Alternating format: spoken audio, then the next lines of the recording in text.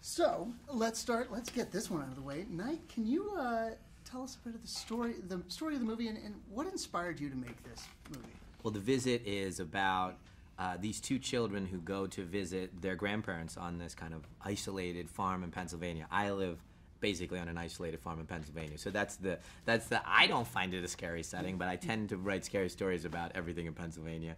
They go to visit their grandparents, and the teenage girl, who's the older sister, is trying to make a documentary about the trip to kind of heal the family, because there's a trauma that's happened in the family, and she's trying to bring them all together by making this beautiful documentary about her family. And she starts to record things that she didn't realize were going on. It becomes very dark, and inadvertently it becomes very, very scary.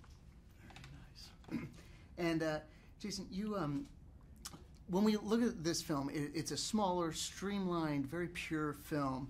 And we're going to talk about you like you're not here for a second. Okay. How does this sort of show off who Knight is as a storyteller and as a filmmaker?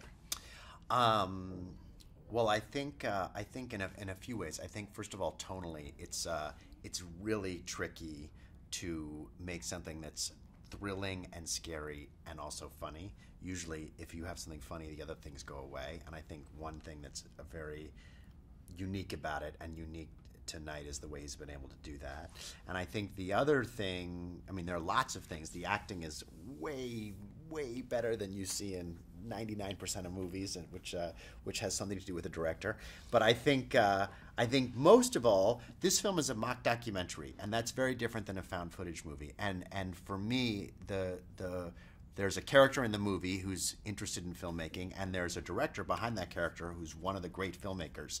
And so the movie is very beautiful to look at, and that's very unusual in a mock documentary. It's very thoughtful and composed, and feels like a quote-unquote real movie, despite being told in a mock documentary style.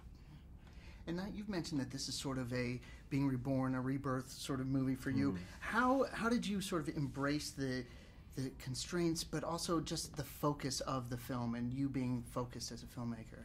I think you've hit on it exactly. You know, what happens when you make a smaller movie is you have to focus. You have to aim all your creative energy at the things that you have, not the things that you don't have. I don't have the ability to have 20 locations. I don't have the ability to have a giant crew or this equipment or that equipment.